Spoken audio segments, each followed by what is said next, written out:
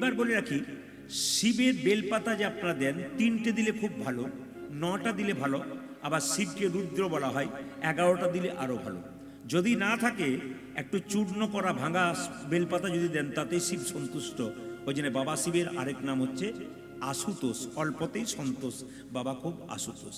একদিন রাজা দশরথ আয়না নিয়ে দেখছে সিংহাসনে বসে তার রাজমুকুটটা বাঁ দিকে হেলে গেছে। ও মায়েরা, রাজমুকুটটা বাঁ দিকে হেলে গেছে আর এখানকার চুলটা পেকেছে। কিছু মনে করবেন না বাবারা, যার এখানটার চুলটা পাকতে শুরু করেছে তার কিন্তু টিকিট কনফার্ম হতে শুরু করেছে। তবে এখনকার যুগের কথা বলি না, আগেকার যুগের কথা বলি। এখন তো বাচ্চা থেকে বুড়ো সবার চুল পাকছে। আগেকার কথা বললাম দশরথ আমলে কি এখানকার চুলটা পাকছে মানে টিকিট কিন্তু কনফার্ম, মানে তোমাকে এবার অবসর নিতে হবে চাকরি থেকে, সংসার চাকরি থেকে। আর রাজমুকুটটা হেলছে মানে বুঝতে পেরেছে আর তোমার মাথায় থাকবে না দশরথ, এবার রামের মাথায় দাও, মানাচ্ছে না। বাবা যারা কীর্তন শুনতে এসছেন, বয়স্ক ভদ্রলোক আছেন যারা, তাদের কাছে একটা নিবেদন রইল, সংসারের মালিক কিন্তু জগতের মালিক কৃষ্ণ, সংসারের মালিক কিন্তু আপনি। কারণ সংসারে ছেলেদেরকে জিজ্ঞেস করবে সরকার থেকে, সংসারের মালিক কে? আমার বাবা। আচ্ছা আপনি সংসারের রাজা সেজে বসে আছেন, আপনি বাবা, আপনার রাজমুকুটটা হেলে গেছে কখন বুঝবেন? রৌদ্রে মাঠে পরিশ্রম করে বাড়ি ফিরবেন, গ্রীষ্মকালে আপনার বৌমাকে 1 গ্লাস জল চাইবেন, যখন 1 ঘন্টা পর 1 গ্লাস জল আসবে তখন বুঝবেন আপনারও রাজমুকুট কিন্তু হেলতে শুরু করেছে, সংসার আপনাকে ভালোবাসছে না। পাক্কা কথা। এইদিকে মায়েরা, আর বয়স্ক মায়েরা যখন শীতকালের দিনে বৌমাকে 1 কাপ চা চাইবেন, যখন দেখবেন 1 ঘন্টা পর 1 কাপ চা আসছে অবহেলা করে, তখন বুঝবেন আপনারও কিন্তু নিতাই গৌর হরিবোল হয়ে গেছে। এই সংসার শুধু নিতে চাই, দিতে চাই না মা।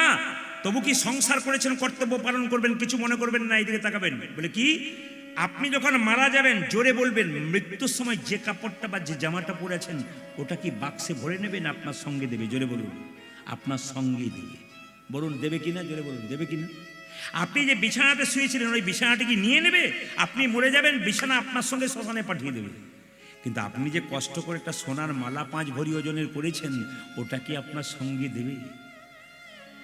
ওটা কিন্তু আপনাকে কোনো মতেই দেবে না। কেন? আপনাকে চুষে, রক্ত চুষে যে জিনিসটা হয়েছে ওটা কিন্তু আপনাকে দেবে না, ওটা নিয়ে নেবে। এ সংসার নিতে চাই, দিতে চাই না প্রত্যেকের জন্যে। একটা বাবা প্রত্যেকদিন একটা ছেলের জন্য লজেন্স আনে, যদি 2 দিন আনা বন্ধ করে দেয়, ছেলে আর বাবাকে বাবা বলবে না। স্বার্থপর সমাজ। তবু সংসারে কর্তব্য কর্ম করবেন, আসল কর্তব্য করবেন, কারণ শেষে যেন ঠকতে না হয় যে গোবিন্দ তোমাকে এতদিন ডাকি নাই, সংসারের জন্য করলাম, সংসার আমাকে দেখলো না, তোমাকে ডাকি নাই বলে আজ আমি কাঁদছি, এটা যেন শেষকালে না বলতে হয়। সবার কাছে নিবেদন রইল। সবাই লক্ষ্য করুন, রাজা দশরথ সিদ্ধান্ত নিলেন রামচন্দ্র কাল সকালে রাজা হবে। কই ফুলের মালা গাচ্ছে, আমার রাম রাজা হবে, রাম রাজা হবে। একটি মেয়ে কানের সামনে 20 মন্ত্র দিচ্ছে। এ কই মালাটা কার জন্য গাচ্ছিস? বলে রামের জন্য। রাম রাজা হলো তো তোর কি গেল? বলে কেন? কৌশল্যা রাজমাতা হবে, তুই তো ভিখারিনী হবি। বলে আমি ভিখারিনী হবো? বলে হ্যাঁ, এক কাজ কর, তুই যখন দশরথের সেবা করেছিলি 2টো বর পাওনা ছিল, চেয়ে নে সুযোগ। বলে কি? একবারে রামচন্দ্রের 14 বছরের বনবাস, একবারে পুত্র ভরতের সিংহাসন লাভ। তাহলে কি করে চাইবো? কালকে সকালে রাম রাজা হবে, সবাই আনন্দ করবে, তুই বিছানাতে শুয়ে মুখ লুকিয়ে কাঁদবি, তোকে খুঁজে পাবে না, তোকে এসে জিজ্ঞেস করবে, তুই চেয়ে নিবি। আচ্ছা বলুন তো, এখানে যারা কীর্তন শুনতে এসছেন, যে মেয়েটি কইর কানে 20 মন্ত্র ঢাললো, ওই মেয়েটার নাম কি? হ্যাঁ দাদা বলেছেন মন্ত্র, আপনার কি বলছেন? ঠিক না? মন্ত্রা। এমনভাবে মাথা নাচ্ছেন যে আপনার পাড়ার লোক বোধ হয়। হ্যাঁ মন্ত্রা তো পাড়ার লোক। এখন কীর্তন শুনতে শুনতে কেউ যে আপনার কানের সামনে ফুসফুস করে, বুঝবেন মন্ত্রার পার্টি আপনার সামনে বসে আছে। পাক্কা কথা। আপনি সংসার ভালো চালাচ্ছেন, দিব্যি সংসারের নাম হচ্ছে, আপনার কানে 20 মন্ত্র, পাড়াতে কিছু মন্ত্র আছে, ওদের নেবেন না। একজন বিষ খেলে যদি হসপিটালে ভর্তি হয় তবে তার বাঁচলেও বাঁচতে পারে, কিন্তু কানে যদি বিষ নেন তাহলে গোটা সংসারটা নষ্ট হয়ে যাবে। বিষ নেবেন না মা, অমৃত নিন। সংসার আপনার ভেঙে গেলে কেউ জুড়েও দেবে না, আর আনন্দে চললে আপনার পেছনে বলবার লোকের অভাব হবে না। তাই বারবার বলবো, সংসার আপনা নিজে চালাবেন, কারো কথা শুনবেন না। সবাই লক্ষ্য করুন, কইকে এসে দেখছে, কই তুমি কাঁদছো কেন? দশরথ বলছে, স্বামী আমার 2টো বর পাওনা ছিল, আজকে রাম রাজা হবে, চেয়ে নেবো। কি? একবারে রামচন্দ্রের 14 বছরের বনবাস, একবারে পুত্র ভরতের সিংহাসন। সঙ্গে সঙ্গে দশরথ রাজা বললো, শোনো, তুমি যা করেছো, তুমি অন্তত আমার রামকে বনবাসে পাঠিয়ে দিও না। রাম আমার হৃদয় না, তুমি, আমি যা চাইলাম তাই দিতে হবে, তুমি তোমাকে শর্ত করেছিলে। রামচন্দ্র ছুটে এলেন, সবাই তাকান, একবারে মলিন বেশে। এখন রাজসাজে সেই ছিল রাজা হবে বলে, কিছুক্ষণ পরে মলিন বেশে এসছে। এইটি হচ্ছে রাম। মর্যাদা পুরুষোত্তম রামের কাছে শিক্ষা আছে। কি বলুন তো, এখনই রাজা হবে বলে রাজবেশ পড়েছিল, কোনো আনন্দ নেই। রাজা হবে বলে আনন্দ নেই। আবার দেখুন, এখন বনে যেতে হবে, তার জন্য কোনো দুঃখ নেই। ইনি রাম, রামের কাছ থেকে বহু কিছু শিক্ষা আছে। রাজা হলো তা তো কোনো, আমরা রাজা হলে কি করবো, আনন্দের সীমা থাকে না, আর দুঃখ পেলে চোখের জলে বন্ধ হয় না। কি দেখুন, রাজা হয়েছে, আনন্দ নেই। আবার তিনি যাবেন বনে, দুঃখ নেই, সব সময় সমান সমান থাকেছেন। রামচন্দ্র শিক্ষা দিচ্ছেন। রামচন্দ্রকে কৌশল্য এক বাটি দুধ দিল। রাম, তুই বনবাসে 14 বছর থাকবি, দুধ দিতে পাবো না, এক বাটি দুধ খা। কই কই ছুটে এসে দুধের বাটিটাকে কে নিয়ে বললো, দুধ দিবি? রামচন্দ্র বলল, মা তুমি সব ভালো করেছিলে, এই জায়গায় গন্ডগোল করলে, আমার মুখ থেকে দুধের বাটি কেড়ে নিলে। একদিন বুঝতে পারবে, আমি তোমার গর্ভে যখন জন্ম নেব, তোমার স্তন দুগ্ধ পান করবো না, সেই দিন বুঝবে মা হওয়ার কত জ্বালা। যদি মা সন্তানকে জন্ম দিয়ে তার স্তনদুগ্ধ পান করাতে না পারে, তাহলে মায়ের যে কি কষ্ট সেটা তুমি অনুভব করতে পারবে। দাঁড়াও, সময় আসবে। রামচন্দ্র বনবাসে গেল, কিন্তু মায়েরা কই কই ছেলে, আমাদের ভরত তিনি ছিলেন মামার বাড়িতে, ছুটে এসে বলল, মা তুমি রামচন্দ্র দাদাকে বনে পাঠিয়েছো, তোমাকে আমি বন্দি করে রাখলাম, 14 বছর তোমাকে মা বলে রাখবো না। ভরত তার মাকে একটা বাড়িতে বন্দি করে দরজা বন্ধ করে রাখলেন 14 বছর। খাবার সময় খাবে, ব্যাস বন্ধ করে রাখলাম। 14 বছর রামচন্দ্র যখন বনবাসে গেছেন, তখন ভরত গিয়ে বলল, দাদা তুমি থাকতে আমি হব রাজা? না, কোনো মতেই হব না। আমি যে ভাই, তুমি যে দাদা, তুমি যে ভগবান, আমি এখনকার যুগের মতো ভাই নয়। কিন্তু দেখুন কি সুন্দর বলছে, তুমি থাকতে আমি রাজা হব, তুমি যে দাদা। প্রত্যেকটি সংসারে দাদা ভাইকে বলবো, এরকম সম্পর্ক তৈরি করুন, রামের সংসার হয়ে যাবে। আনন্দে সম্মান দিতে শিখুন, বড়কে ছোট সম্মান দিন, দেখবেন আনন্দের সীমা থাকবে না সংসারে। আর যদি নিজেকে মনে করেন আমিই বড়, ছোট হয়ে, তাহলে আপনি ভুল করছেন। বড়কে সম্মান দিতে হবে। সবাই তাকান, যেই না বলেছে তোমাকে যেতে হবে, বলে ভাই আমি যাব না, তুই এক কাজ কর, আমার খড়ম যুগল নিয়ে গিয়ে তুই সিংহাসনে রাখ, আর তুই নিচে কুশাসনে বসে থাক। ভরত 14 বছর ধরে কুশাসনে বসে আছে, আর রামচন্দ্রের খড়ম যুগল কোথায় রেখেছে মা? একবারে সিংহাসনের ওপর রেখেছে। 14 বছর যখন পূর্ণ হয়ে গেল, রামচন্দ্র বনবাস থেকে আসছে, বিমাতা কই কই মনে মনে ভাবছে, তুই আমাকে বন্দি করেছিস ভরত। রাম যখন 14 বছর পর বনবাস থেকে আসবে, এক হাতে নবনীর ভাণ্ড, এক হাতে বিষের ভাণ্ডে নেবো। যদি আমায় মা বলে ডাকে, নবনীর ভাণ্ড তার মুখে দেবো, আর যদি মা বলে না ডাকে, বিষের ভাণ্ড মুখে দিয়ে তার প্রাণ তলে, তার চরণতলে প্রাণ বিসর্জন করবো। তবু ভাববো ভগবানের চরণে আমার মৃত্যু হয়েছে। রামচন্দ্র 14 বছর পর বনবাস থেকে আসছে, আর ভক্তগণ গাইছে, জয় জয় রঘুপতি রাঘব রাজা রাম, পতিত পাবন সীতারাম। জয় জয় রঘুপতি রাঘব রাজা রাম, পতিত পাবন সীতারাম। জয় জয় রঘুপতি রাঘব রাজা রাম, পতিত পাবন সীতারাম। জয় জয় রঘুপতি রাঘব রাজা রাম, পতিত পাবন সীতারাম। ईश्वरी अल्लाह तेरे नाम, सबको सुमति दे भगवान। ईश्वरी अल्लाह तेरो नाम, सभी को सुमति दे भगवान। ईश्वरी अल्लाह तेरो नाम, सभी को सुमति दे भगवान। आदि ईश्वर अल्लाह तेरो नाम, सभी को सुमति दे भगवान। जय जय रघुपति राघव राजा राम, पतित पावन सीताराम। जय जय रघुपति राघव राजा राम, पतित पावन सीताराम। जय जय रघुपति राघव राजा राम, पतित पावन सीताराम। যখন রামচন্দ্র বনবাস থেকে আসছে, সবাই গানটা গাইছে। একজন বিমাতা কই কই এক হাতে নবনীর ভাণ্ড, বিষের ভাণ্ড নিয়ে কেঁদে কেঁদে বলছে, একবার আমায় মা বলে ডাক, আমার নারী জনম ধন্য হবে রাম। একবার আমায় মা বলে ডাক, নারী জন ধন্য ও যে একবার আমায় মা বলে ডাক, নারী জনম ধন্য হবে। ও যাদের একেবারে জামাই মা বলে ডাক, নারী জনম ধন্য হবে। মামা বলে ডাক রে একবার,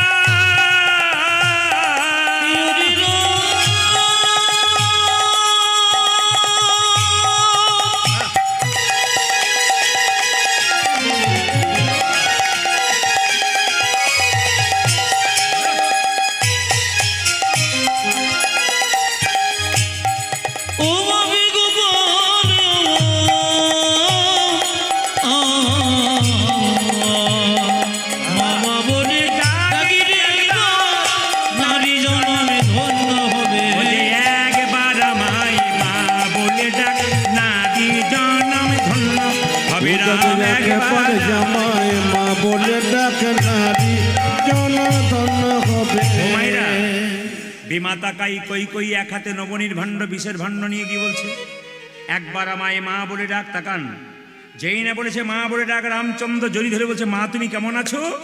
আর বিমাতা কই কই নবনীর ভাণ্ডটা মুখে দিয়ে বলছে রাম তুই কথা দে। বলে কি, তুই আমার গর্ভে জন্ম নিয়ে আমার স্তন দুগ্ধ পান করে তুই আমায় মা বলে ডাকবি? রামচন্দ্র বলল মা এ যুগে তো নয়, আগামী দা পরে কংসের কারাগারে জন্ম নেব, আমার নাম হবে কৃষ্ণ, তুমি হবে দৈবকী। তবে কথা দিলাম তোমার স্তন দুগ্ধ পান করবো না, কেন তুমি আমার মুখ থেকে দুধের বাটি কেড়ে নিয়েছো। তবে শুনে রাখো, যে দুধটা মাটিতে পড়বে, দেখবেন মেয়েদের বাচ্চা টাচ্চা হলে সেই বাচ্চা মরে যায় বা বাচ্চাকে কেউ যদি নিয়ে চলে যায়, মায়ের দুগ্ধ দেখবেন আপনি মাটিতে পড়ে। দৈবকীর গর্ভে কৃষ্ণ জন্ম নিল, কৃষ্ণ চলে গেল নন্দালয়ে, তখন দেখবেন আপনা আপনি দুগ্ধ দৈবকীর মাটিতে পড়তে লাগলো। পড়েনি মায়ের? তখন কিন্তু সেই মাটি থেকে এই যে কলিযুগের মালসা তৈরি হয় না, মাটি চিরের মালসা, ওই মাটিটা তৈরি হলো ওখান থেকে। তো রামচন্দ্র বললো এই যুগে তো হবে না, আগামী দা পরে কংসের কারাগারে আমি হব কৃষ্ণ, তুমি হবে দৈবকী, তোমার গর্ভে জন্ম নেব, তোমার স্তনদুগ্ধ পান করবো না, তবে তোমার মনোবাসনা পূর্ণ করবো, যদি নদিয়ায় আমি হব গৌর হরি, তুমি হবে শচী মাতা। লক্ষ্য করুন মায়েরা, রামচন্দ্র 14 বছর পর বনবাস থেকে এলো, দেখছে ভরত কুশাসনে বসে সিংহাসন পরিচালনা করছে, আর রামচন্দ্রে খরম যুগল বসানো আছে সিংহাসনে। সঙ্গে সঙ্গে ভরতকে জড়িয়ে ধরে রামচন্দ্র বলল ওরে ভরত, এই যুগে তুই আমার ভাই হলি, ভাই হয়ে তুই দাদার জন্যই এত করলি, আমি তোকে আশীর্বাদ করলাম পরের জন্মে যখন দাপরে আমি কৃষ্ণ হব, তখন তুই আমার ভাই হবি না, তুই আমার বন্ধু রূপে জন্ম নিবি। তুই বন্ধু রূপে জনম নেবি, বন্ধু রূপে জনম নিবি, তুই আমায় বন্ধু রূপে জনম নিবি। দাপরেতে সুদামা হবি, বন্ধু রূপে জনম নিবি। ভরতের দাপরেতে সুদামা হবি, তুই বন্ধু রূপে জনম নিবি। দাপরেতে সুদামা হবে, বন্ধু রূপে জন্ম তুই দাপরেতে সুদামা হবে, বন্ধু রূপে জন্ম তুই নেবি। আমায় বন্ধু রূপে জনম নিবি। সবাই লক্ষ্য করুন যে যেখানে বসে আছেন, একবার জোরে বলুন রাধা রানী কি, শ্যাম সুন্দর কি, মদন মোহন কি। এই যে কীর্তন শুনতে এসছেন কিছু মনে করবেন না, যার মন দেখবেন খুব চঞ্চল তার কোনো ফল কোনো কাজে হবে না, আর যার মন দেখবেন খুব স্থির তার সব জায়গায় লাভ আছে। দেখবেন দুর্যোধন 100 ভাইয়ের দাদা, উনি খুব চঞ্চল, উনি গোবিন্দ হারালেন। আর দেখবেন পঞ্চপাণ্ডব, তার দাদা যুধিষ্ঠির, উনি স্থির ব্যক্তি, উনি কিন্তু গোবিন্দ পেলেন। মায়েরা দেখবেন যে মেয়ে খুব চঞ্চল, ও তরকারিতে 2 বার নুন দেয়, ঘরের লোকের কাছে গাল খায়, কারণ চঞ্চল তো। দেখবেন যে পুরুষ দেখবেন খুব চঞ্চল, এখানে ওখানে ওঠা বসা করে, এখানে একবার বসলো, ওখানে একবার বসলো, একবার খুঁজলো, এর জীবনে কোনো উন্নতি নেই। ঘুরে দেখুন, ঘরে গিয়ে দেখবেন জীবনে কোনো উন্নতি করতে পারে না। আর যে পুরুষ দেখবেন স্থির, এমন এমন জায়গা আছে, আপনাদের কামারপুকুর একটা জায়গার নাম করব না, আমি বহুদিন আগে গান করতে এসেছিলাম, একজন ব্যক্তি, তিনি একজন মিস্ত্রি, মোটরসাইকেল মিস্ত্রি, তিনি ছুটে এসে আসরে বসছিলেন, 10 জন এরকম পেছনে দাঁড়িয়েছে, আসুন আসুন। আমি তো ভাবলাম তাহলে কোনো অপরাধ করে এসেছে বোঝাই। কীর্তনে শেষে বললো আমি এখন চললাম আপনাকে প্রণাম করে। বলে কেন? কীর্তন শুরু হলে আমার মাথা ঠিক থাকে না, আমি গোবিন্দের নাম শুনতে ভালোবাসি, আমার হাতের কর্ম খুব ভালো, তাই ওরা দাঁড়িয়ে আছে, রাত 12টা হলো আমি ওদের সব কিছু গাড়ি ছেড়ে দেবো, কিন্তু কীর্তন চলাকালীন আমি কোনো কাজ করবো না, কারণ গোবিন্দের নাম ছাড়া আমি কিছু বুঝি না। অ্যাপেলো চেন্নাই চিকিৎসার জন্য গিয়েছিলাম, সবাই শুনবেন ভালো করে। তো যে ডাক্তারকে আমি চিকিৎসা করাচ্ছিলাম তিনি হচ্ছেন জোসেফ টাচিল, তিনি হচ্ছেন 100টা একটার মধ্যে 1 নম্বর ইউরোলজি, আমেরিকা ফেরত ডাক্তার। তাকে দেখতে পেলাম টেবিলে যীশুখ্রিস্টের ছবি রয়েছে, মূর্তি রয়েছে, আর যীশুখ্রিস্টের মূর্তির সামনে ফুলের মালা দিয়ে তিনি চিকিৎসা করছেন, প্রেসক্রিপশন দিচ্ছেন। একজন বাঙালি ডাক্তারকে দেখালাম, আশ্চর্যের ব্যাপার, দেখলাম টেবিলে একটি গোপাল রয়েছে, আর গোপালের কাছে একটা ছোট্ট থালা রয়েছে, কিছু বাতাসা রয়েছে, কয়েকটা তুলসী পাত্র রয়েছে। আমি জিজ্ঞেস করলাম স্যার আপনারা গোবিন্দ ভজন করেন? আমেরিকা ফেরত ডাক্তার, লন্ডন ফেরত ডাক্তার বলছে আরে বাবা ডাক্তার আমি বেনেছি, উনি বানিয়েছেন তবে তো, সবই তো ওনার কৃপাতে। ওনাকে প্রার্থনা করে বলি প্রভু তোমার জন্য পৃথিবীতে এসেছি, চিকিৎসা করব, তোমার হাত সব। মানে গোবিন্দকে বিশ্বাস করে। আর আমাদের সব চাইতে লজ্জার ব্যাপার, আমাদের গোবিন্দকে একটু বিশ্বাস নাই। এত বড় লন্ডন ফেরত ডাক্তার গোবিন্দ ছাড়া কিচ্ছু বুঝে না। আর সব চাইতে লজ্জার ব্যাপার, আমরা সামান্য কিছু পড়াশোনা করে আমরা গোবিন্দকে বুঝতেই চাই না। এইটা হচ্ছে সবচেয়ে আমাদের হিন্দু সনাতন ধর্মের এত পতন কেন, এত অধঃপতন কেন? অন্যান্য সমাজে ধর্মীয় অনুষ্ঠান হলে দেখবেন লোক দিতে, যদিও এখানে লোকটা কম, ভক্তটা কম, কিন্তু অন্যান্য জায়গাতে আমার প্রচুর ভক্ত হয়। আপনাদের গ্রাম বাংলা হয়তো পাশাপাশি, তবু কিন্তু আপনারা যেভাবে এসছেন, হরেকৃষ্ণবাবু ভাবছিলেন লোকই তো নেই, 2-10টা বসে আছে বাবা, কিন্তু বললাম আসবেই, চিন্তা নেই। যারা পাকা পাকা ভক্ত, যারা কীর্তন পিপাসু, যারা গোবিন্দকে ভালোবাসেন, দেখুন যারা আপনারা তো বসে আছেন, এনারা দেখুন ফাঁকা আকাশের নিচে দাঁড়িয়ে আছেন, বসে আছেন, তাহলে এনাদের কি হলো কি বলুন তো? পূর্বজন্মের স্বীকৃতি আছে বলে আসতে পেরেছে। পূর্বজন্মের স্বীকৃতি না থাকলে গোবিন্দের নাম কোনদিন শুনতে পারে না, তার ভাগ্য ভালো হয় না। এই জন্য দেখুন অনেকে দাঁড়িয়ে থাকবেন কিন্তু তবু কীর্তন শুনবেন কেন? যে কুয়াশা পড়ছে তবু কীর্তন শুনছে। এইটা হচ্ছে গোবিন্দের কৃপা। বারবার বলবো, বাবার রক্ত ছেলের শরীরে বইছে। আপনি ভালো বাবা হবেন, ভবিষ্যতে আপনার বয়স হবে, বিছানায় শুয়ে থাকবেন, গ্যারান্টি পাবেন আমার ছেলে উল্টো পাল্টা জায়গায় বসবে না, ভালো জায়গায় বসবে। কেন? আপনার রক্ত আপনার ছেলের শরীরে বইছে। আর আপনি যদি উল্টো পাল্টা জায়গায় বসেন, হরিনাম না শোনেন, হরিনামের নিন্দা করে বেড়ান, আপনার ছেলেও সেরকম তৈরি হবে। নিম গাছে তো নিম পাতায় তৈরি হবে, আম গাছে আম পাতা তৈরি হবে। আপনি যেমন বাবা হবেন, যেমন মা হবেন, আপনার বাচ্চা কিন্তু সেরকম হবে। এটা খুব মাথায় রাখতে হবে। বাচ্চা ছোটো থেকে মায়ের চলা বলা সব কিছু দেখে। এই জন্য বারবার বলবো, চলা বলা যেন সবার ভালো হয় এবং ভক্তি যেন ভালো থাকে। দেখবেন মা ভালো হলে সন্তান ভালো হবে, বাবা ভালো হলে সন্তান হবে। রামকৃষ্ণ দেব বলেছেন, আগেকার যুগে দেখবেন একটা মায়ের 3-4টা বাচ্চা হতো, এখন তার হয় না। হাম দো আর হামারা এক, নাকি? এখন তো কি বলে, হাম দো আর হামারা এক, মানে আমি আমার স্ত্রী আর আমার একটা ছেলে, কিংবা দুটো ছেলে বা একটা ছেলে একটা মেয়ে, হাম দো হামারা এক। এখন লক্ষ্য করুন, আগেকার যে 3-4টা বাচ্চা হতো, মা কি করতো? কাজ করবে বলে ছেলেগুলো জ্বালাবে, একটা ছেলে উঠোনে, একটা উঠোনের বাইরে, একটা বাড়ির ভেতরে। মা কি করতো? কাউকে লজেন্স দিত, কাউকে বিস্কুট দিত, কাউকে খেলনা দিত, এই নিয়ে ভুলিয়ে রাখতো। শেষে ওর মধ্যে যে ছেলেটা একবার মা বলে কাঁদতো, মা কিন্তু তাকে এসে করে নিত। আমাদের ভগবান কাউকে গাড়ি দিয়ে ভুলেছে, কাউকে বাড়ি দিয়ে ভুলেছে, কাউকে টাকা দিয়ে ভুলেছে, কাউকে সুন্দর স্ত্রী দিয়ে ভুলেছে, কিন্তু এর মধ্যে থেকে যে একবার হা কৃষ্ণ প্রাণ গোবিন্দ বলে ডাকতে পারবে, ভগবান তাকেই কিন্তু আগে এসে কোলে তুলে নেবে। ভগবান পরীক্ষা করছেন, তোমাকে যে এত দিলাম, তুমি আমাকে দিলে কি? দিয়ে ধন দেখে মন, কেড়ে নিতে কতক্ষণ। ওই জন্য বারবার বলবো, বাবা ভগবান পরীক্ষা করে করে দেখে, দিয়ে দেখে তোমাকে এত দিলাম, তুমি আমাকে কি দিলে। তাই সবার কাছে নিবেদন রইল, ভগবান শ্রীকৃষ্ণ সুদামার সঙ্গে ছোটবেলায় খেলা করছে, একটা নতুন খেলা। খেলা কিভাবে খেলছে? কানাই খেলিছে বিনোদ খেলা গো, কানাই খেলিছে বিনোদ খেলা। কানাই খেলিছে বিনোদ খেলা গো, কানাই খেলিছে বিনোদ খেলা। ও কানাই খেলিছি বিনোদ খেলা রে, কানাই খেলিছি বিনোদ খেলা। গায়ে রাঙা মাটি কোটি তটে ধটি, গায়ে রাঙা মাটি কোটি তটে ধটি, গায়ে রাঙা মাটি।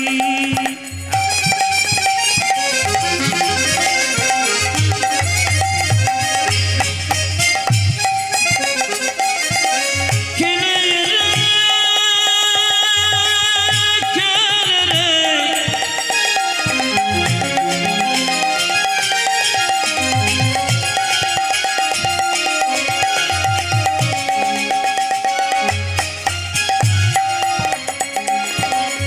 ভাই কানা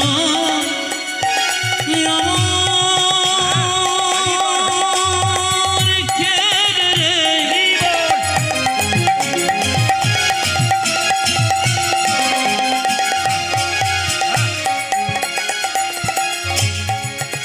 শাখা দিয়ে এলো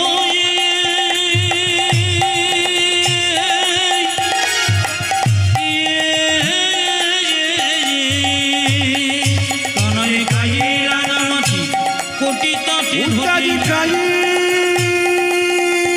রাঙ্গা মাটি কোটি ধটে তোটি। গায়ে রাঙা মাটি কোটি তটে ধটি, গায়ে রাঙা আজ গায়ে রাঙা মাটি কোটি ধটে তোটি। কিবায় অপরূপ শোভা গো, কিবায় অপরূপ শোভা।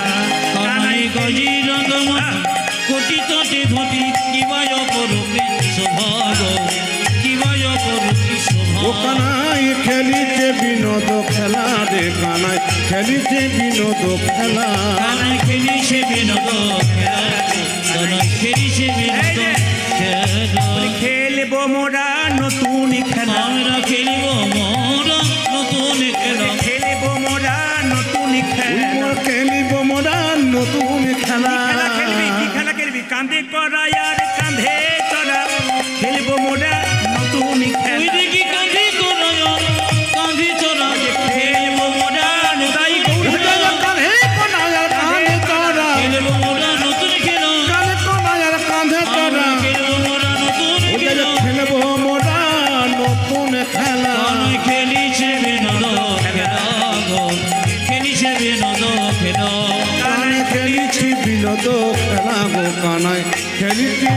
বিনোদ খেলা। যেমন রাধা রানী কি, শ্যাম সুন্দর কি, মদন মোহন কি। আচ্ছা বাবা কিছু মনে করবেন না, কৃষ্ণরা 24 জন বন্ধু, কৃষ্ণ বলরাম নিয়ে 26 জন। কজন বললাম জোরে বলুন? 26 জন। একটা বট গাছের নিচে দাঁড়িয়ে আছে, কৃষ্ণ বলছে বট গাছ থেকে 26টা পাতা পাড়া হবে, একটা পাতাতে ছিদ্র করে দেওয়া হবে, 26টা পাতা একসঙ্গে মিশিয়ে দেওয়া হবে, সবার চোখে একবার করে কাপড় বেঁধে দেওয়া হবে, তারপর যে পাতাটি ছিদ্র করা পাতা যার ভাগ্যে পড়বে সেই কিন্তু চোর হবে। আচ্ছা বুঝতে পেরেছেন? 26 জন বন্ধু কি গাছের নিচে বসে আছে বলে বলুন? বট গাছের নিচে। 26টা বট পাতা পার হবে, একটা বটের মধ্যে ছিদ্র করা হবে পাতার মধ্যে, 26টা পাতাকে একসঙ্গে মিশিয়ে দেওয়া হবে, সবার চোখে কাপড় বাঁধা দেওয়া হবে। এখন যে ছিদ্র করা পাতা পাবে সেই কিন্তু চোর হবে। একটু দেখি আপনারা কেমন কীর্তন শুনছেন, বাবারা বাদ দিয়ে মায়েরা বলুন।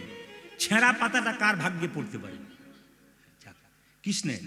যাক আপনারা এত সুন্দর জানেন, জানলে কিন্তু আমি আসতাম না, আপনারা এত জানেন জানলে।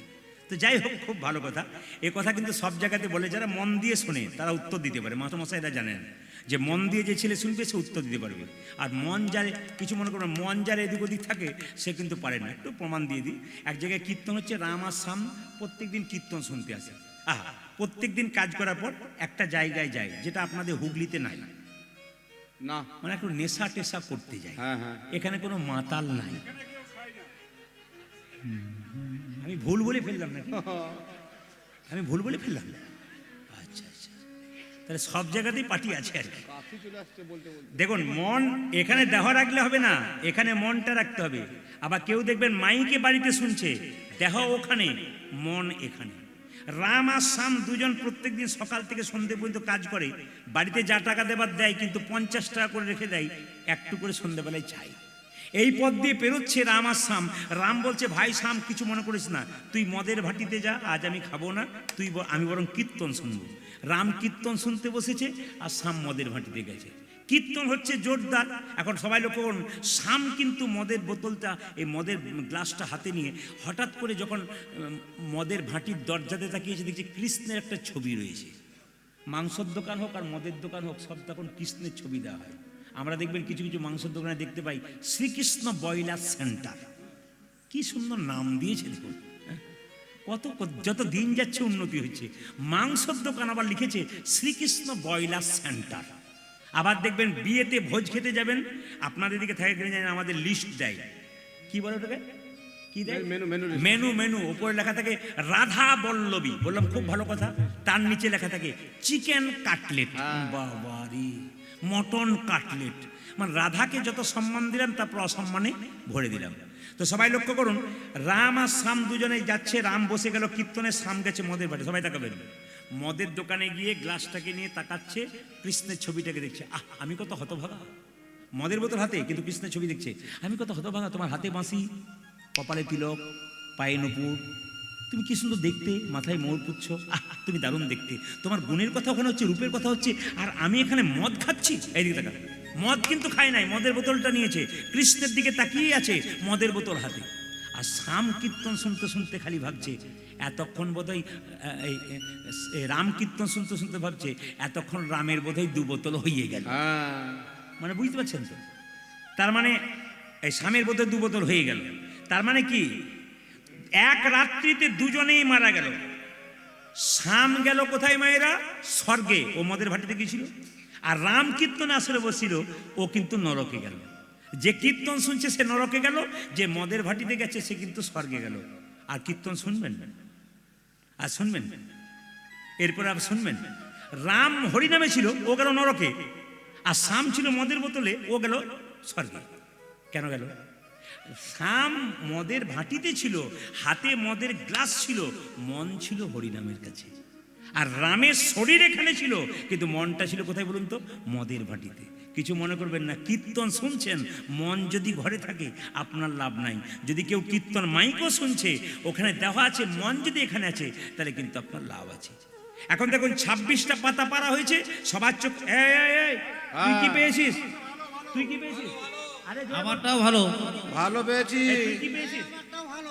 কৃষ্ণ নিজে দেখছে, যা আমারটা ফুটো পর পাতা। কৃষ্ণ চোর, কৃষ্ণ চোর, কৃষ্ণ চোর। কৃষ্ণ বলছে, চুপ কর, আমাকে চোর বলছিস? আমি নবনী চুরি করে আমি একা খাই, তোরা তো খাস। যে চুরি করে সেও চোর, আর যে চুরি করা জিনিস খায় সেও চোর, তোরা তো চোর। সঙ্গে সঙ্গে কৃষ্ণ বলল, সুদামা তাহলে আমি যখন চোর হলাম, আমার কাঁধে সবাই এক এক করে চাপবি। মায়েরা সবাই লক্ষ্য করবেন, সুদামা লীলাটি কত সুন্দর দেখুন। কৃষ্ণ মনে মনে ভাবছে, সুদামা রে, প্রতিদিনে ভক্তই আমাকে কাঁধে নেয়, কিন্তু আমি তো ভক্তকে কাঁধে করবার সুযোগ পাই না। ওরে সুদামা রে, ওরে সুদামা রে, ভক্তকে কাঁধে করে চাপিয়ে কি যে আনন্দ আমি তো কোনোদিনই অনুভব করি নাই। আজ আমি তোকে কাঁধে চাপিয়ে দেখব ভক্তের চরণ ধুলিতে কত আনন্দ আছে। সুদামা তুই প্রথমে আয়। সুদামা কাঁধে চেপেছে, ডান পাটা এই বুকে আর বাঁ পাটা পিঠের দিকে। কৃষ্ণ বলছে, হ্যাঁ রে সুদামা, একটা পা পেছন দিকে একটা পা আগে রাখলি কেন? তুই দুটোই পা সামনে রাখ। সবাই তাকান, দুটো পা যখন সুদামা সামনে রেখেছে, কৃষ্ণ বুকে ধরে বারবার কাঁদছে। ওরে সুদামা রে, তুই আমার চরণ ধরে কত কাঁদিস, কত যেতে আনন্দ আছে আমি অনুভব করতে পারি না। আজকে তোকে কাঁধে চাপিয়ে বুঝতে পারছি তোর চরণ ধরে কত আনন্দই আছে। মায়েরা, সুদামার হঠাৎ দেখছে কৃষ্ণের সুদামার পায়ে দুফোঁটা জল পড়ছে। তখন সঙ্গে সঙ্গে কৃষ্ণকে সুদামা বলছে, হ্যাঁ রে সুদামা, কৃষ্ণ নিশ্চয়ই তোর খুব কষ্ট হচ্ছে, কারণ তুই তো কাউকে কাঁধে চাপাসনি, আমাকে চাপালি তোর খুব কষ্ট হচ্ছে, কারণ তোর পায়ে আমি বুঝতে পারলাম আমার পায়ে তোর চোখের জল পড়ছে। কৃষ্ণ বলছে, না রে সুদামা, এই জগতে মানুষ দুভাবে কাঁদে, এক আনন্দের সময়, এক দুঃখের সময়। আজ আমার দুঃখের কান্না নয়, আনন্দের কান্না। আমি ভক্তকে বুকে করে নিতে পেরেছি। মায়েরা, যেই না কৃষ্ণ সুদামাকে কাঁধে করে নিয়ে যাচ্ছে, দৌড়াচ্ছে, অমনি সঙ্গে সঙ্গে কৃষ্ণ কি করছে, সুদামা পর্ব হয়ে যাচ্ছে। এ কানাই, এ দৌড়ে ছুটিস না, আর আমি যে পড়ে যাব। কৃষ্ণ বলল, সুদামা রে, এই জগতে কেউ আমায় যদি ঠিক মতো ধরার মতো ধরতে পারে, তার জীবনে আর পড়ার ভয় কোনোদিনই থাকবে না। হরি বল, এইদিকে সব কর্ম করুন। ভগবান বলছে যে আমাকে কেউ ধরার মতো ধরতে পারে, তার আর পড়ার ভয় থাকে না। সবাই লক্ষ্য করুন, সুদামা রে লইয়া কৃষ্ণ ছুটিতে লাগিলা। সুদামা রে লইয়া কৃষ্ণ ছুটিতে লাগিল। সুদামা রে লইয়া কৃষ্ণ ছুটিতে লাগিলা। সুদামা রে লইয়া কৃষ্ণ ছুটিতে লাগিল। পক্ষ আম্ব বৃক্ষ তলে আসিয়া দাঁড়াইলা। আজি পক্ষ আম্ব বৃক্ষ তলে আসিয়া দাঁড়ালো। পক্ষ আম্ব বৃক্ষ তলে আসিয়া দাঁড়াই। ওই একটা পক্ষ আম্র বৃক্ষ তলে আসিয়া দাঁড়ালো। দাঁড়া ভাই, দাঁড়া ভাই, দাঁড়া ভাই, দাঁড়া ভাই, দাঁড়া ভাই, দাঁড়া ভাই, দাঁড়া ভাই, দাঁড়া ভাই, অমন করে ছুটিস না ভাই, দাঁড়া ভাই, দাঁড়া ভাই, পরিগানই মনে করে ছুটিস না ভাই, দাঁড়া ভাই, দাঁড়া ভাই, অমন করে ছুটিস না ভাই, দাঁড়া ভাই, দাঁড়া ভাই, এমন করে ছুটিস না ভাই, দাঁড়া ভাই, দাঁড়া ভাই। পক্ষ আম্ব বৃক্ষ তলে আসিয়া দাঁড়াইলা। আজি পক্ষ আম্ব বৃক্ষ তলে আসিয়া দাঁড়ালো। আম্ব বৃক্ষ তলে আসিয়া দাঁড়াই। ওই একটা পক্ষ আমরা বৃক্ষ তলে আসিয়া দাঁড়ালো। এখানে এত ছুটিস না, দেখ দেখ গাছে কৃষ্ণের পাকা পাকা আম। যেই না পাকা পাকা আম পাচ্ছে সুদামা, নিজে খাচ্ছে, কৃষ্ণকে দিচ্ছে না। কৃষ্ণ বলল, সুদামা তুই খুব স্বার্থপর। বলে, কেন? আমগুলো পাচ্ছিস, নিজে খাচ্ছিস, আমায় দিচ্ছিস না কেন? সুদামা বলছে, কানাই রে, কংস মহারাজ বড় দুষ্ট লোক, যদি ফলের মধ্যে বিষ মিশিয়ে দেয়, তুই যদি খেয়ে নিস, তুই মরে গেলে তোকে কে বাঁচাবে ভাই? কিন্তু আমি মরে গেলি তুই আমাকে বাঁচাতে পারবি। সুদামা কৃষ্ণকে দিচ্ছে আর কৃষ্ণ সুদামাকে দিচ্ছে। যখন কৃষ্ণ এঁটো আমটা খাচ্ছে, সুদামাকে দিচ্ছে, সুদামা বলছে, বাবা তোর আমের মধ্যে কি অমৃত আছে রে? যে আমটা খারাপ ছিল তুই খেয়ে নিলি, আর একবার অমৃত হয়ে গেল। মায়েরা, কিছু মনে করবেন না, দেখবেন যেখানে মহোৎসব হয়, বাড়িতে খিচুড়ি করবেন, এত সুন্দর করবেন, তাতেও মজা নাই। কিন্তু দেখবেন যেখানে মহোৎসবে একটু ডাল চাল দিয়ে জলের মতো খিচুড়ি করেছে, ওটা খেয়ে দেখবেন মজা আলাদা আছে। কেন? ভগবানের প্রসাদের মধ্যে একটা আনন্দ। কৃষ্ণ সঙ্গে সঙ্গে সুদামা বলছে, তোর এঁঠো বড় মিঠো লাগে ভাই রে কানা। ও তোর এঁঠো বড় মিঠো লাগে কি ভাই আছে? রে কানা ওরে এঠো বড় মিঠো লাগে ভাই রে কানাই। ইয়ো তোর এঠো বড় মিঠো লাগে ভাই রে কানা খাইতে বড় সুখ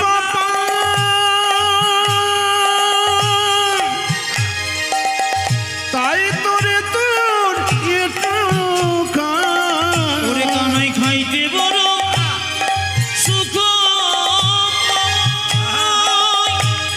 হরি বল, তাই তো তোর চোখ আজ না জানি কি তোর সুধা আছে না জানি কি তোর সুধা আসে না জানি কি তোর সুধা আছে না জানি কি তোর সুধা আসে তুই ধরি অমৃতে এঠো বড় মিঠো লাগে ভাই রে কানা মিঠো বড় মিঠো লাগে ভাই রে কানা এঠো বড় মিঠো লাগে ভাই রে কানা বাবা কিছু মনে করবেন না, কৃষ্ণ সুদামার ছোটবেলাকার খেলা শেষ হয়ে গেল। কৃষ্ণ কংসকে হত্যা করবার জন্য সবাই তাকাবেন, কোথায় গেল? মথুরায় গেল। আচ্ছা, যারা জ্ঞানীজন কীর্তন শুনছেন, পেছনে বসে আছেন অনেক বাবারা, ডান দিকে বসে আছেন অনেকের কীর্তন শুনে অভিজ্ঞতা বেড়েছে। একটা কথা জিজ্ঞেস করব, কংসকে কৃষ্ণ কি দিয়ে মেরেছিল কারো জানা আছে? না, কিচ্ছু দিয়ে মারে নাই, শুধু একটা ঘুষি দেবার ভান করেছিল, এতেই কিন্তু কংস মরে গিয়েছিল। তাহলে কৃষ্ণের কত ক্ষমতা দেখুন।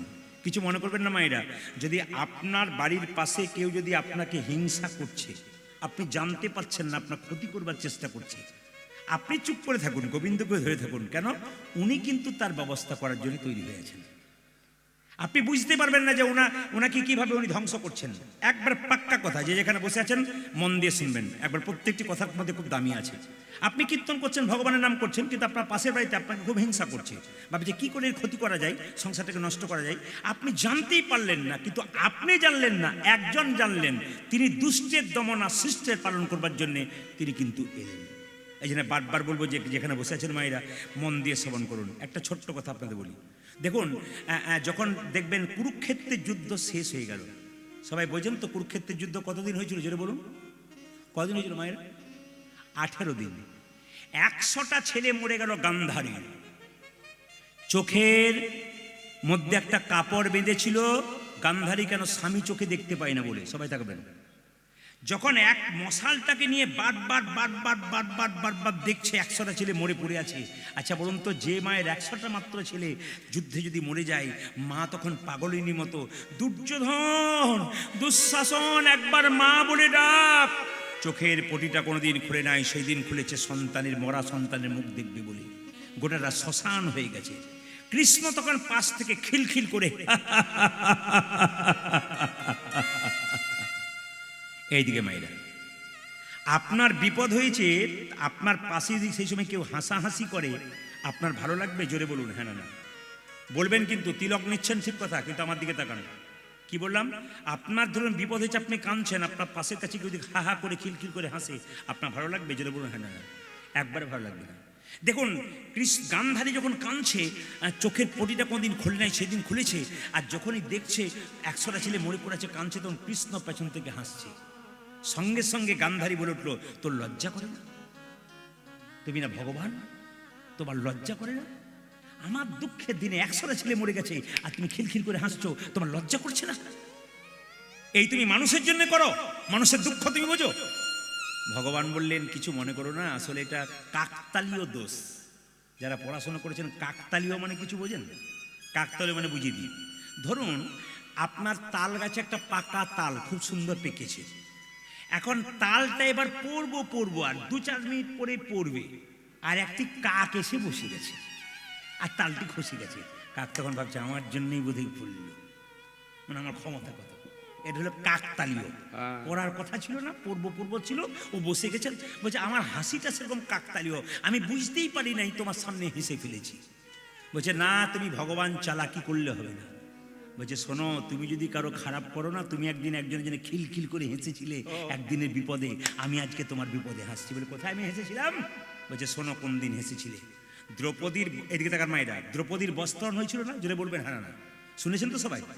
দ্রৌপদীর যখন বস্ত্র হয়েছিল, মায়েরা যেমন 4 দিন অসুস্থ অবস্থায় থাকেন, রজস্বল অবস্থায়, দ্রৌপদী অবস্থায় ছিলেন। কথাগুলো শুনবেন, খুব দামি কথা। দ্রৌপদী অবস্থায় ছিলেন, রজস্বল অবস্থাতে। 80,000 লোক চেয়ারে বসে আছে একটা মেয়েকে উলঙ্গ করা হবে বলে, কাপড় খুলে নেওয়া হবে বলে। দুর্যোধন দুঃশাসনকে বলছে ওকে উলঙ্গ করে নিয়ে আয়, আমি কোলে বসিয়ে রাখবো। কারণ ওরা পাশা খেলায় হেরে গেছে, স্ত্রীকে নিয়ে আয়। দুঃশাসন যখন চুলের মুঠি ধরে আনছে, তখন চুলের মুঠি ধরতে গেল দ্রৌপদী তখন ভয়ে পালাচ্ছে বাঁচাবার জন্য, বাঁচাও বাঁচাও বাঁচাও বাঁচাও। কিছু মনে করবেন না, 100 ভাইয়ের মা গান্ধারী তখন দরজার ভেতরে বসেছিল, বলো মা আমাকে বাঁচাও, তুমি তো সম্পর্কে আমার মা, তুমি তো শাশুড়ি মা, তুমিও নারী আমিও নারী, একজন পুরুষ আমার বসন কেড়ে নেবে, আমাকে উলঙ্গ করে দেবে, আর তুমি আমাকে বাঁচাও মা, তুমি আমাকে বাঁচাও, তুমি নারী আমি নারী। সঙ্গে সঙ্গে তখন গান্ধারী খিলখিল করে হেসেছিল আর দরজাটা মুখের সামনে বন্ধ করে দিয়েছিল। বলছে মা, একটা নারীর বিপদের দিনে তুমি খিলখিল করে হেসে দরজাটা বন্ধ করে দিলে, সেদিন দ্রৌপদীর অভিশাপ তোমার উপর লেগেছে। আজকে তোমার 100টা ছেলে কাঁদছে, মরে গেছে, তুমি কাঁদছো, দ্রৌপদী হয়তো কাছে নাই, দ্রৌপদী তো আমার ভক্ত, আমি তার হয়ে তোমার কাছে খিলখিল করে হেসে দেখালাম।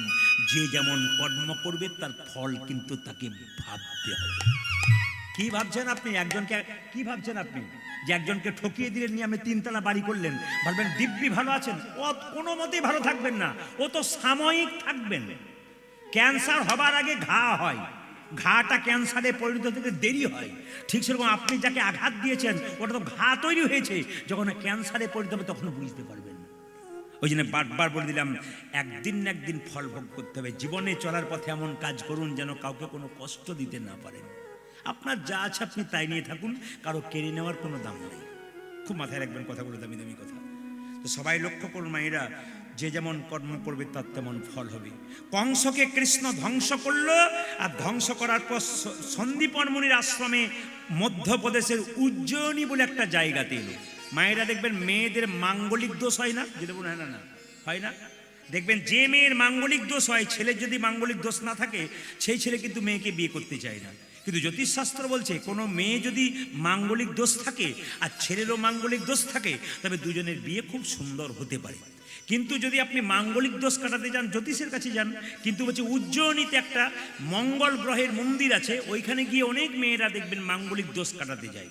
ওখানে একটা মহাকাল শিবের মন্দির আছে, আর মহাকাল শিবের মন্দির, ওখানে কিন্তু ভোরবেলায় মঙ্গল আরতি হয়, ওই চিতার ভস্য দিয়ে মঙ্গল আরতি হয়। শুধু তাই নয়, ওখানে কালিদাসের সেবিত বিগ্রহ মা কালীর মন্দির আছে। সেই উজ্জয়িনীতে সন্দীপন মুনির আশ্রমে কি করলো মায়েরা? সন্দীপন মুনির আশ্রমে কৃষ্ণ বলরাম চলে গেল। এদিকে সুদামা কৃষ্ণকে দেখতে না পেয়ে বারবার কৃষ্ণ কৃষ্ণ বলে কাঁদে, বলে আমার প্রিয় বন্ধু চলে গেছে, আমি আর বাঁচবো না, আমি কিচ্ছু খাবো না। সুদামার মা রচনা দেবী বলে তার স্বামীকে, শুনছো? সুদামা বাবাকে বলে, শুনছো ছেলে আমার বাঁচবে না? বলে কেন? ও তো কৃষ্ণ কৃষ্ণ বলে কাঁদে, ও তো খাচ্ছে না, কিছু না খেয়ে মরে যাবে, আমি মা হয়ে কি করে খাবো? ও তো খাচ্ছে না গো, ও তো পাগল হয়ে গেছে, যাও না কৃষ্ণকে একবার নিয়ে যাও সন্দীপন মুনি আশ্রমে, ওখানে ভর্তি করে, সুদামাকে নিয়ে যাও কৃষ্ণের কাছে, ভর্তি করে দাও, কিছু একটা হবে। কিন্তু সুদামা কেঁদে কেঁদে বারবার রাস্তা দিয়ে বেড়ায়। ওরে গজের কানো রে, কোন দুঃখে তুই রাজা হলি মথুরাপুর। ওরে ব্রজের কানরে,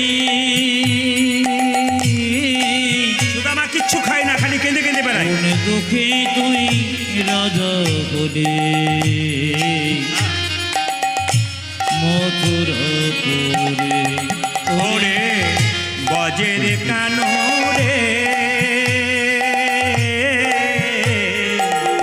কোন দুঃখে তুই রাজা হলি মথুরাপুরে। ওরে ব্রজের কানঠে,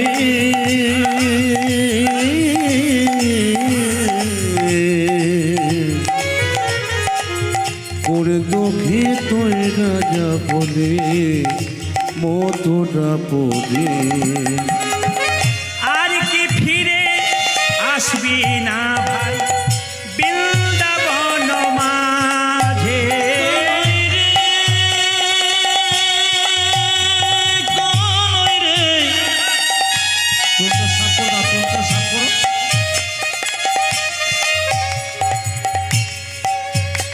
কানাই রে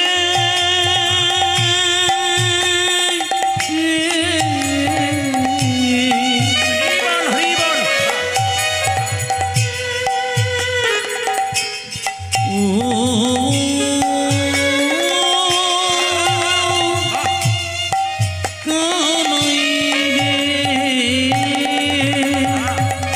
আর কি ফিরে আসবি না বৃন্দাবনের মাঝে।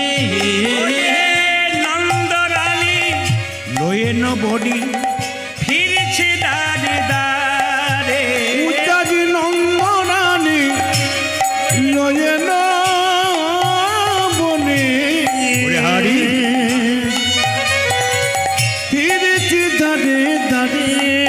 ও যে নন্দ পিতা জ্বলেছে চিতা প্রাণীতে জীবার তরে।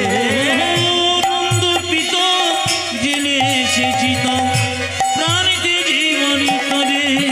ওরে বজের কানুরে কোন দুঃখে তুই রাজা হলি মথুরা। উলধ্বনি মায়েরা। ওরে বজের সবাই মিলে উলধ্বনি। কোন দুঃখে তুই রাজা বলে মথুরাপুরে। আজ কোন দুঃখে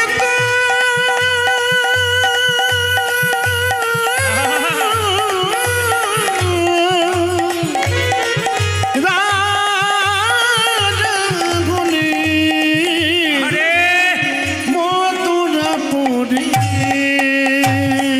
বলুন রাধা রানী কি, শ্যাম সুন্দর কি, মদন মোহন কি, হরিবাসর কি।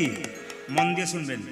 যখন সুদামা কোনো মতেই মানছে না তখন তার বাবা মটুক ব্রাহ্মণ নিয়ে গেল কোথায়? সন্দীপন মুনি আশ্রমে। গুরুদেবের জয়ধ্বনি দেবেন সবাই। যার যা গুরুদেব আছেন নিজের গুরুকে স্মরণ করুন এই সময়। যাচ্ছে কিভাবে? সুদামাকে নিয়ে যাচ্ছে তার বাবা কৃষ্ণের কাছে সন্দীপন মুনি আশ্রমে ভর্তি করবার জন্য। জয় গুরু জয় গুরু গুরুদেবের জয়। আজ জয় গুরু গুরুদেবী জয়। জয় গুরু গুরুদেবের জয়। উচ্চাজি জয় গুরু গুরুদেবের জয়। জয় গুরু গুরুদেবের জয়। আজ জয় গুরু গুরুদেবী জয়। জয় গুরু গুরুদেবের জয়। উচ্চাজি জয় গুরু গুরুদেবের জয়। গুরু পিতা গুরু মাতা গুরু দয়াময়। আজ গুরু পিতা গুরু মাতা গুরু সর্বময়। গুরু পিতা গুরু মাতা গুরু দয়াময়। আজ গুরু পিতা গুরু মাতা গুরু সর্বময়। যে আধার থেকে আলোর গুরু গুরু দয়াময়। আজ আমার থেকে আলো গুরু গুরু দয়াময়। যে আধার থেকে আলোর গুরু গুরু সর্বময়। উদয় আধার থেকে আলো গুরু গুরু সর্বময়। গুরু জয় গুরু জয় গুরু জয় গুরু জয় গুরু জয় গুরু জয় গুরু জয় গুরু জয় গুরু জয় গুরু জয় গুরু জয় গুরু জয়। আপন গুরুদেব কি, আপন গুরুদেব কি, আপন গুরুদেব কি। দেখুন কিছু মনে করবে না। গুরু কিন্তু যাকে তাকে করা যাবে না। যারা কীর্তন শুনতে এসছেন মন দিয়ে শুনবেন। গুরু কিন্তু যাকে তাকে করা যাবে না। গুরু বেছে বেছে করতে হবে। আমি দেখলাম পছন্দ হয়ে গেল গুরু করে নিলাম তা বললে হবে না। শাস্ত্র বলেছে পানি পিও ছানকে আর গুরু করো জানকে। জল খাবে ছেনে আর গুরু করবে জেনে। কেন রামকৃষ্ণ দেব বলছে গুরু পরিবর্তন করা যায়? বলছে হ্যাঁ করা যায়। গুরুর প্রতি তোমার যদি ভক্তি না থাকে, গুরুর যদি তোমার প্রতি লোভ থাকে, আচার আচরণ ভালো না থাকে, নিশ্চয়ই গুরুকে আপনি ত্যাগ করতে পারেন। বলিরাজা শুক্রাচার্যকে ত্যাগ করেছিল যেহেতু কৃষ্ণচরণ থেকে তাকে সরিয়ে দিয়েছিল। ওই জন্য গুরু ত্যাগ করা যায়। বাবা যদি বাবার মতো না হয় সেই বাবাকেও ত্যাগ করা যায়। ভক্ত প্রহ্লাদ হিরণ্যকশিপুকে ত্যাগ করেছিল। মা যদি মায়ের মতো না হয় মাকে ত্যাগ করা যায়। ভরত কৈকেয়ীকে 14 বছর জন্য ত্যাগ করেছিল। শুনবেন কথাগুলো, ত্যাগ করা যায়। আচ্ছা, গুরুর কথা যখন বললাম তখন মন দিয়ে শুনবেন মায়েরা। বলছে গুরু যাকে তাকে করা যাবে না। অজ্ঞান তিমিরান্দস্য জ্ঞানাঞ্জন শলাকয়া। তার মানে কি, আপনার যেগুলো জানা নাই গুরু তো আপনাকে জানিয়ে দেবে। মানে আপনার ভেতরে যে অজ্ঞান জ্ঞান নাই, গুরু জ্ঞানের আলো ঢোকাবে। এখন গুরু যদি নিজেরই জ্ঞান না থাকে, আপনাকে কি জ্ঞান দেবে? খুব মাথায় রাখবেন কথাগুলো। গুরুর তো জ্ঞান থাকতে হবে। শাস্ত্র বলেছে গুরু যে জাতিতে ব্রাহ্মণ হবে তা নয়। কেন? চৈতন্য চৈতন্যতে পড়ুন, পরিষ্কার লেখা আছে, কিবা বিপ্র কিবা শূদ্র নেসিক জ্ঞানে নয়, কৃষ্ণ তত্ত্ববেত্তা যেই সেই গুরু হয়। যিনি কৃষ্ণ তত্ত্ব ভালো জানেন তাকে আপনারা গুরু করবেন। কেন? আপনি একটা বিপদে পড়েছেন। কি বিপদ? বাড়িতে কেউ মারা গেছে, আচার আচরণ কিভাবে করবেন, গোবিন্দকে ভোগ দেবেন কিভাবে স্নানের পরে, এগুলো সব কিন্তু গুরু শিখিয়ে দেবে। এখন গুরু যদি এগুলো না জানে, তাহলে সে গুরু করে আপনার লাভ নাই। গুরু কি হবে? গুরু চলা বলা আচার আচরণ সব কিন্তু শিষ্য লক্ষ্য করবে। এই জন্য গুরুকে একবার পাক্কা হতে হবে, যেমন তেমন গুরু হওয়া যায় না। দেখুন, কিছু মনে করবেন না, গুরু মন্ত্র যখন নেবেন, গুরুর বাড়ি যখন আপনি যাবেন, মিষ্টি নিয়ে যাবেন না? জোরে বলুন হ্যাঁ না। ফল মিষ্টি নিয়ে যাবেন না? তা গুরু বাড়ি যেতে গেলে খালি হাতে যেতে নেই, কিন্তু গুরু যখন আপনার বাড়ি আসবে, সেও যেন খালি হাতে না আসে। সবাই শুনবেন, কারণ গুরুর যদি নিজের ছেলের বাড়ি যায়, সে মিষ্টি নিয়ে যাবে না? জোরে বলুন হ্যাঁ না। তাহলে গুরু যদি নিজের ছেলের বাড়িতে মিষ্টি নিয়ে যায়, তাহলে আপনিও তো তার ছেলে, যেহেতু মন্ত্র নিয়েছেন, তাহলে আপনার বাড়িতে ফাঁকা হাতে আসবে আর থলি ভর্তি করে যাবে, একে কিন্তু গুরু বলা যাবে না। গুরু কিন্তু আপনার বাড়িতে আসবে কেন? আপনার ছেলে মেয়ে ছোট ছোট বাচ্চা আছে, তাকে কিছু দেবে, প্যাকেটটা অন্তত এক প্যাকেট মিষ্টি নিয়ে আসবে। ইনি হচ্ছেন গুরু। দেখুন, গুরুমন্ত্র যার কাছ থেকে নেবেন, খুব মাথায় রাখবেন যে গুরুমন্ত্র ভজন করবার আগে গুরুকে স্মরণ করতে হবে, যে গুরুর কাছে মন্ত্র নিয়েছেন। গুরু বিনা যেজন গোবিন্দ ভজে, সে পাপী নরকেতে মজে। যখন আপনি গুরুমন্ত্র নিলেন, তখন কিন্তু আপনি উন্নতির জায়গায় গেলেন। যত মন্ত্র ভজন করবেন, তত কিন্তু আপনার লাভ আছে।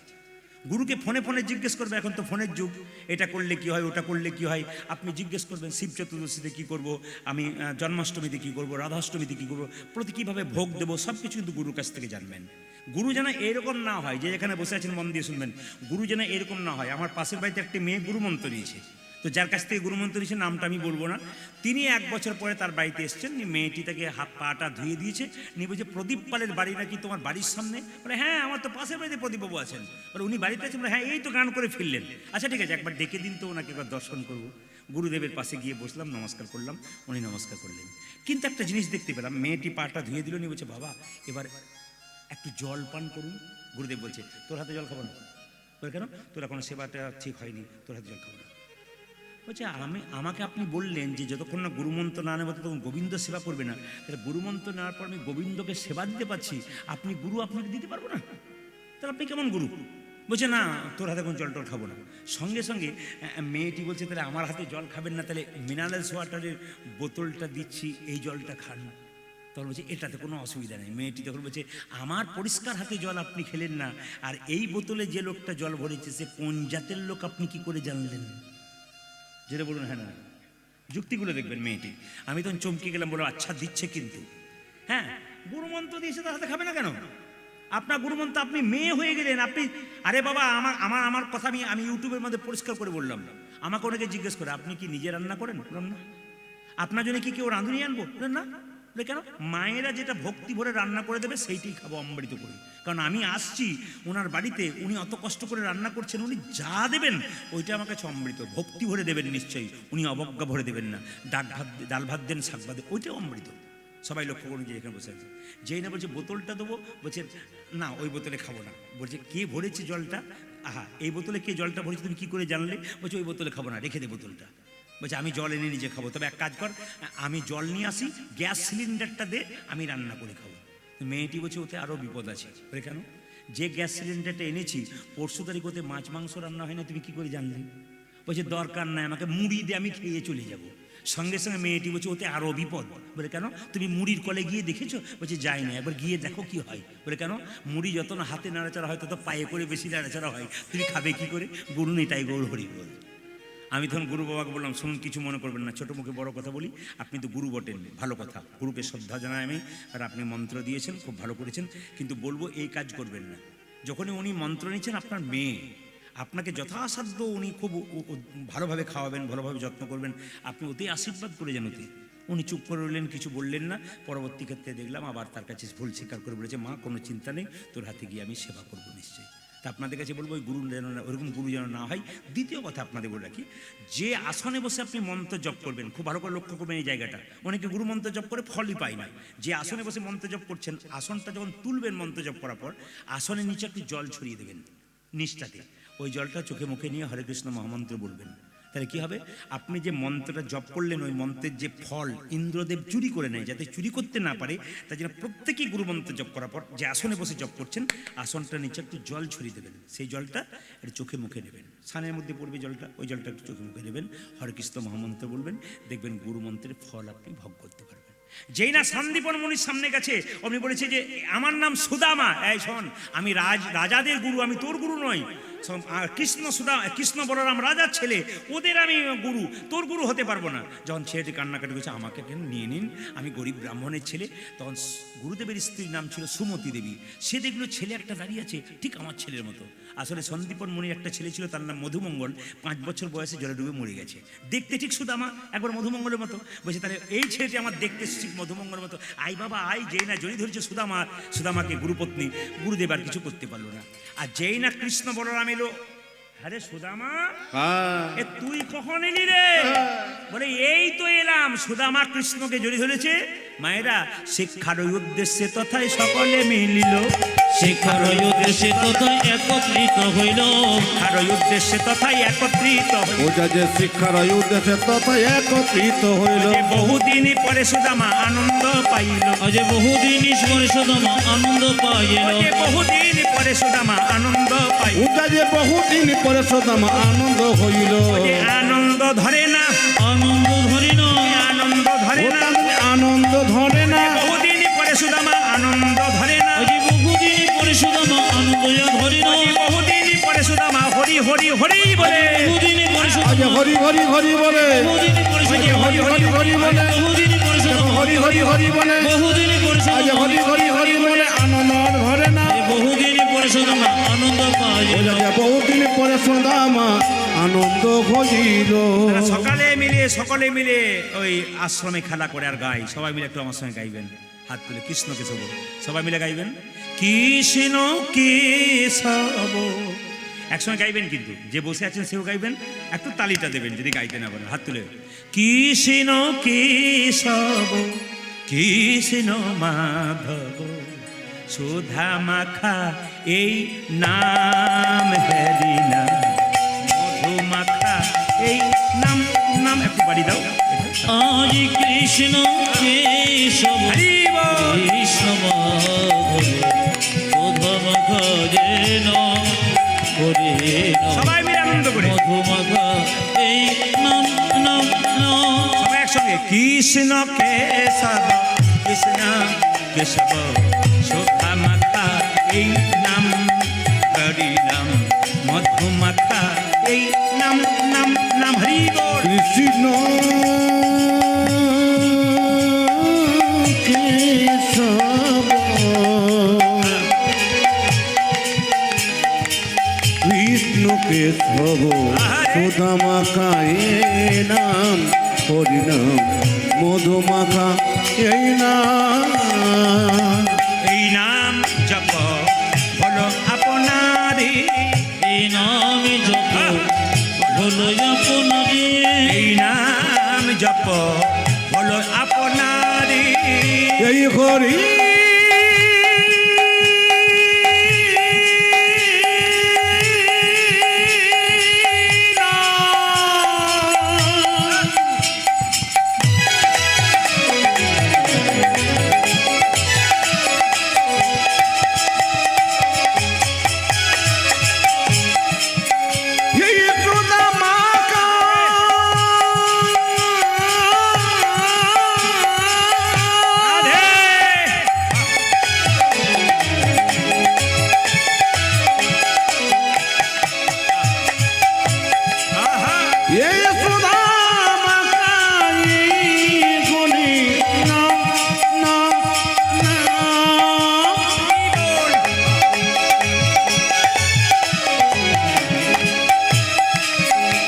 এই নামে দেবা করে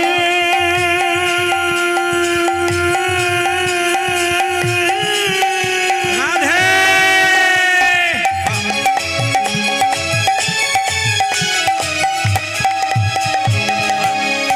তাহলে খুদা দেশে না যাবে গোদরে।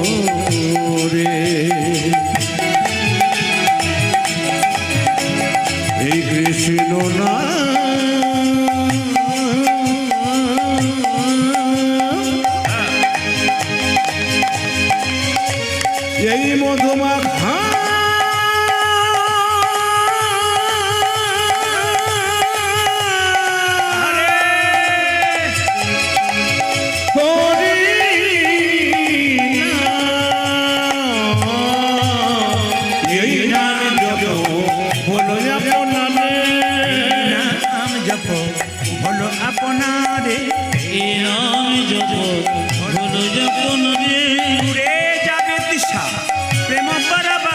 এই নাম জপ বলো আপনারে দূরে যাবে কি চান প্রেম পাবা পারে জপরে জপরে জপরে রসনা জপরে জপরে জপরে রসনা জপরে জপরে জপরে রসনা জপরে জপরে জপরে দর্শনা সুধা মাখা এই নাম হরি নাম মধু মাখা এই নাম নাম নাম নাম নাম কৃষ্ণ কেশব কৃষ্ণ হরি বল। হরে রাম হরে রাম মধুমা হে রাম জপনা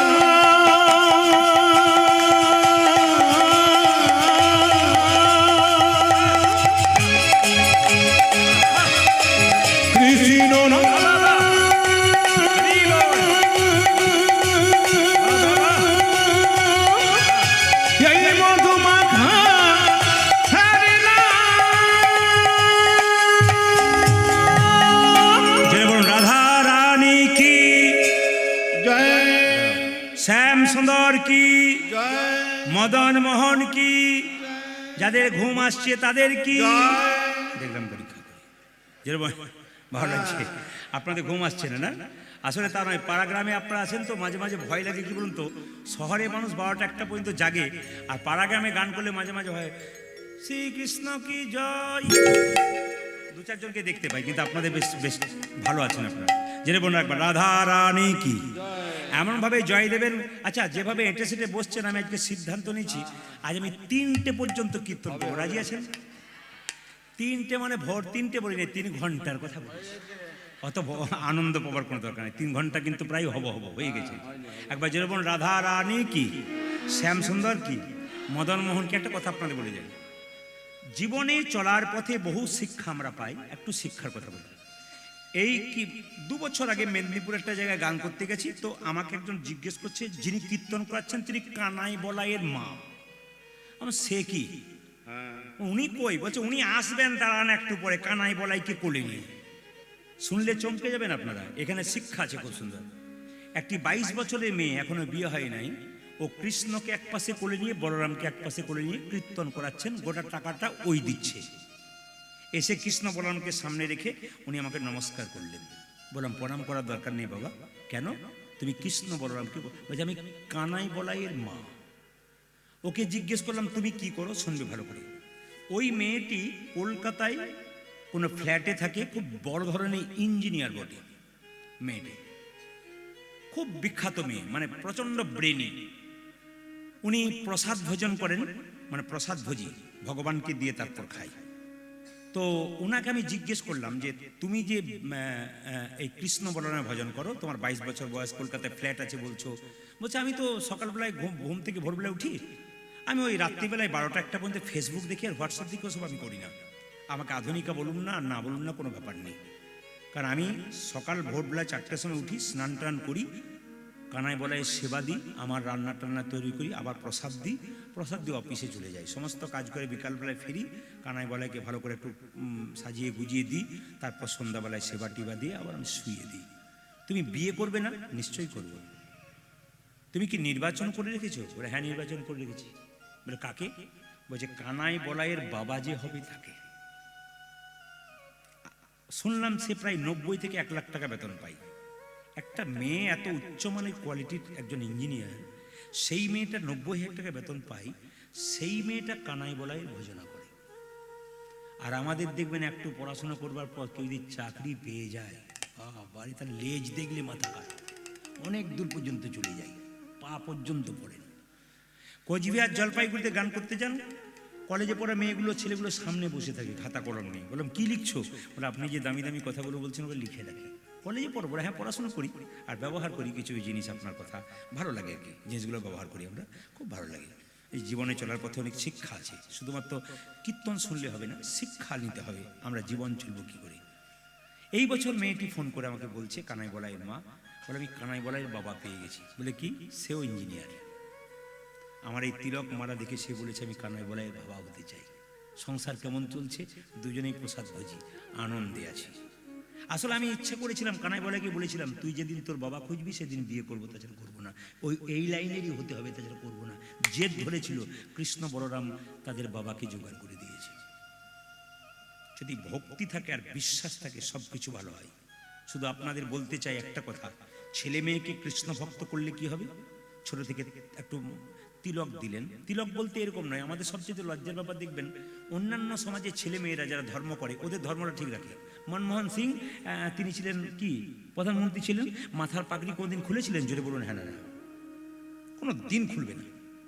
আমি এক জায়গাতে চিকিৎসা করাতে গেছিলাম, আমার আত্মীয়কে একবার নিয়ে গেছিলাম আমি ব্যাঙ্গালোর, এক মুসলিমকে চিকিৎসা করাছিলাম।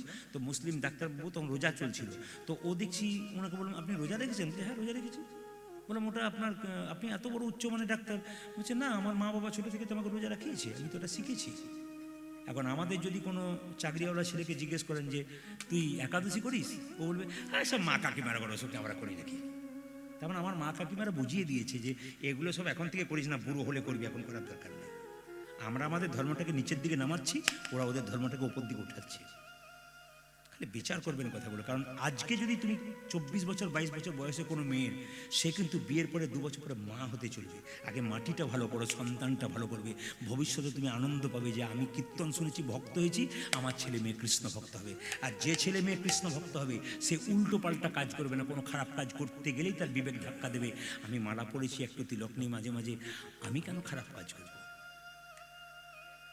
দুর্গা পূজার সময় কিছু মনে করবেন না, মেদিনীপুরে প্রচুর গান করতে যায়, আমাদের একটা বড় শহর আছে আমার বাড়ির সামনে। এরা বললো দাদা একবার দুর্গা পূজাতে চলো, প্যান্ডেলগুলো দেখে যাই, ভোরবেলা হয়ে গেছে, চলো একবার যাই। শুনলে চমকে যাবেন, বড় লজ্জার ব্যাপার, খুব দুঃখের ব্যাপার। আমাদের 22-24 বছরে 6-7টা মেয়ে আর 25-26 বছরে 6-7টা ছেলে প্যান্ডেলের আড়ে মদ খাচ্ছে আর বিড়ি খাচ্ছে। আমি তখন মনে মনে ভাবলাম, যে বাবাগুলো এই মেয়েগুলোকে রাস্তায় ছেড়ে দিয়েছে রাত্রিবেলায় অ্যাডাল্ট হয়েছে বলে, সেই বাবাগুলো কীরকম চরিত্র, যে রাত্রি 12টার সময় মেয়েগুলোকে ছেড়ে দিয়েছে রাস্তাতে, কি করে বেড়াচ্ছে কিনা, সকালবেলায় চোখ লাল করে ঘর ঢুকছে। আমি বারবার বলবো, আপনাদের কাছে নিবেদন করবো যে সন্তানকে ভালো করুন, কৃষ্ণ ভক্ত করুন, দেখবেন সংসার খুব সুন্দর হবে। এবং কৃষ্ণ ভক্ত সন্তানের মা বাবা আনন্দে থাকতে পারবে, গ্যারান্টি থাকবে আমার ছেলে মেয়ে অন্তত খারাপ কাজটুকু করবে না। তাই কৃষ্ণ বলরাম মায়েরা যখন সুদামার কাছে সুদামার কাছে চলে গেছে, সুদামা কৃষ্ণ বলরাম, ওই সঙ্গে সঙ্গে কৃষ্ণ জিজ্ঞেস করলো, হ্যাঁ রে সুদামা তুই আমাকে কেমন ভালোবাসিস? সুদামা বলছে, কানাই তোকে আমি সব চাইতে বেশি ভালোবাসি, তাই নাকি? বলে হ্যাঁ, আমার মাথায় হাত দিয়ে আমি তোকে যা বলবো তাই তুই করবি? বলে হ্যাঁ, তোর জন্য প্রাণ দিতে রাজি আছি। ওরে সুদামা, সত্যি যদি তুই আমার জন্য প্রাণ দিতে রাজি আছিস, আবার মাথায় হাত দিয়ে কথা, আমি যা বলবো তাই করবি? বলে আমি তাই করবো। গুরুমা সকালবেলায় কটা নাড়ু তৈরি করেছে, নারকেলের খেতে খুব লোভ হচ্ছিল, তুই দুটো আমাকে চুরি করে দিবি?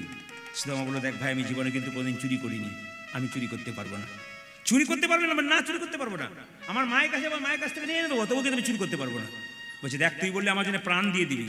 সুদামা বললো, গুরুমা যদি জানতে পারে, গুরুমা তো স্নান করতে গেছে আর গুরু বাবা তো পুজো করছে, তুই এই ফাঁকে চলে যা। যেই না ওই ফাঁকে ঢুকে গেছে, সবাই লক্ষ্য করুন, ভেতরে একটা একটা করে নাড়ু আনছে। যখন 3-4টা নাড়ু দেওয়া হয়ে গেছে, গুরুমা তখন স্নান করে আসছে। আর কৃষ্ণ বলল, গুরুমা দেখো তোমার নাড়ু কে চুরি করছে? গুরুমা আমি তোমার ননি চুরি করি, আমি তোমার নাড়ু চুরি করি, দেখো তাকিয়ে দেখো।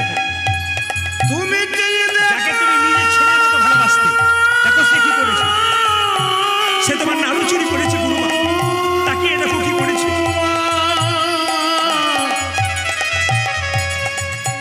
যাকে তুমি মধুমঙ্গলে ভেবে আশ্রয় দিয়েছিলে, দেখো দেখো তোমার ছেলের নাড়ুটা দেখো, সব নাড়ু চুরি করে এনেছে, আমার হাতে দিয়েছে।